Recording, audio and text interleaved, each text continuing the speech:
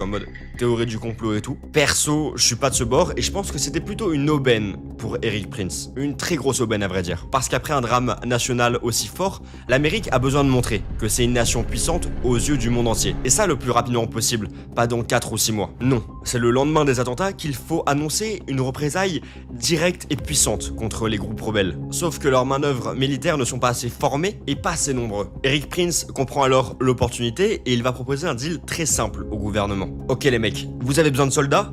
Nous, on a tout ce qu'il faut, on a du vétéran, du SEAL, tout. Vous me faites un gros chèque, on s'occupe du sale boulot. Et c'est comme ça que va commencer la guerre qu'on surnomme la plus longue d'Amérique. En effet, ils étaient partis pour quelques semaines / mois et ils sont restés des années. Et d'ailleurs, tu vas très vite comprendre pourquoi. Mais pourtant, au début, les dirigeants pensaient que ça allait se régler vite. En effet, les forces qui vont être envoyées vont combattre avec la rage au ventre dans une idée de vengeance. Sauf que l'armée américaine ne se rend pas encore compte, ou plutôt n'a pas encore conscience des limites que c'est d'employer une armée privée. Parce que les Blackwater, après avoir signé avec le gouvernement américain, c'est plus un stand de tir là. C'est une société qui devient